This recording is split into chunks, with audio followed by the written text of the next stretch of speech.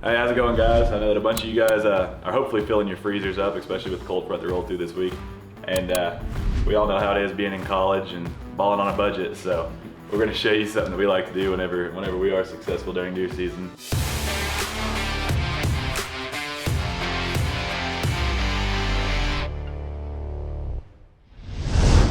We call it buck bowls. It's essentially a scrambler skillet type thing that we do with primarily backstrap, tenderloin, round steak, pretty much anything.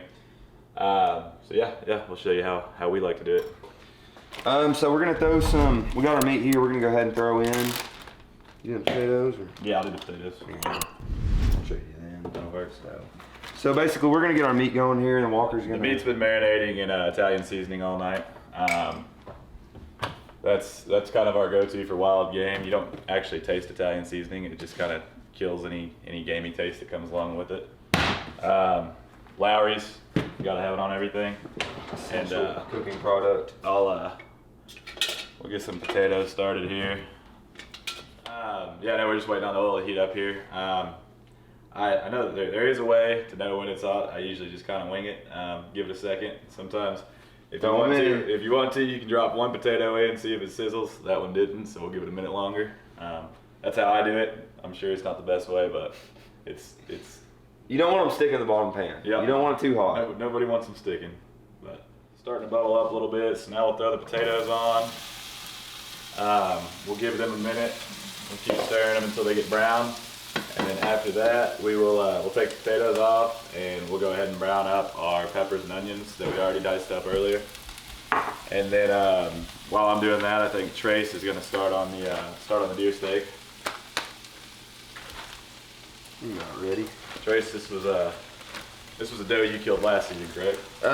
Yes, Western Oklahoma, Woodward, Oklahoma, technically. That's right. I think we actually got two different deer mixed in here. But. Well, one of them was definitely a doe. Definitely a doe. I throw pepper on pretty much everything I eat. I don't know if I've ever met anybody who doesn't like pepper on whatever they eat. So we'll wait for these to cook up, and then after that we'll take it off. We'll throw on eggs and veggies, and then we'll show you guys where we go from there.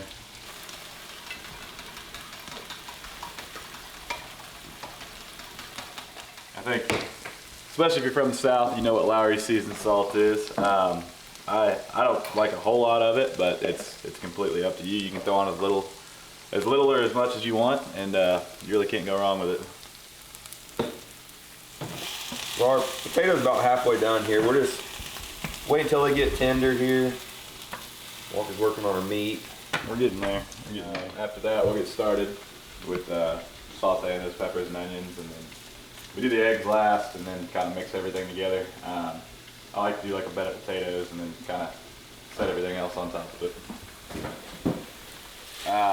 You want it done, but you don't want to overcook it by any means. Similar to when you're cooking duck or anything else, if you overcook it, you're definitely not going to like it. It's not going to be tender at all.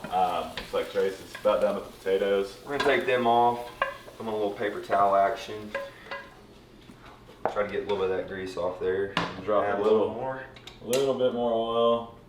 Kind of the same thing with your onion pepper. We're just sauteing them. Simple saute. Try to add a little salt and pepper.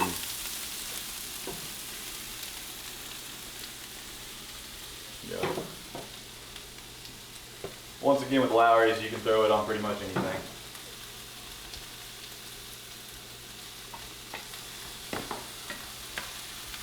Basically, we're just kind of cooking all these, get an even cook on everything, before we blend them all together, throw the cheese on there. I always like to do eggs last, because eggs are kind of hard to warm up later. So we'll do the eggs last so we can add everything on top of the eggs. So we finished up with the peppers and onions. We'll go ahead and just set those on top of the potatoes. And we will save them for after we get done cooking our eggs. I'm gonna have to let this pan cool down for a minute, because if I throw the eggs on there right now, it's gonna flash and they're all gonna burn to the bottom of the pan. So if you have another pan, use it if you're like us and you can only afford 2 pans. Then just let one cool down for a little bit before you drop the eggs in there. All right, guys, we're just gonna add our eggs in. The skillet's lightly greased. And we're gonna let them cook to where they're about halfway done, and then we're gonna slowly start to add our other stuff in here. All right, so our eggs are almost done here. We're gonna go ahead and add in our potatoes, onions, bell pepper. I don't think you can mess this up. Pretty much anything. No, it's pretty full. Anything you want to put in here. So we're just gonna let them finish cooking there and slap a little bit of cheese on top. I go ahead and add some in now, huh? I think. Yeah, it's pretty cool in there. So if you guys have actually stayed and watched this long, we told a little white lie at the beginning. This is actually our first time making this recipe with venison. Never made it ever. We kind of we're making do with what we have around the house right now, and this was the best we could come up with. But considering that this is campus waterfowl, I think it's actually quite fitting. So we'll keep you updated with how it is.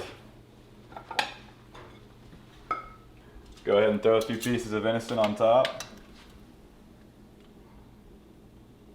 And then if you're anything like me, I put Valentina's on pretty much everything, especially breakfast foods. So there you have it. If you get back from a duck hunt and all you have is some eggs, bell peppers, onion, and venison laying around, you can make yourself a meal out of it. And it's damn good. It really is. There you go. Don't think you can mess it up. No, you really can't. If we can do it, you guys can too. Oh yeah. But there you have it. That's Another bite here. That's breakfast with Oklahoma State Ducks Unlimited. So thank you guys for watching this video. If you want to keep seeing awesome recipes like this that are foolproof, then like the video, and we also want you guys to comment what your favorite recipe is for wild game. So thank you guys. Make sure to like and subscribe. Thanks, guys. Go Pokes.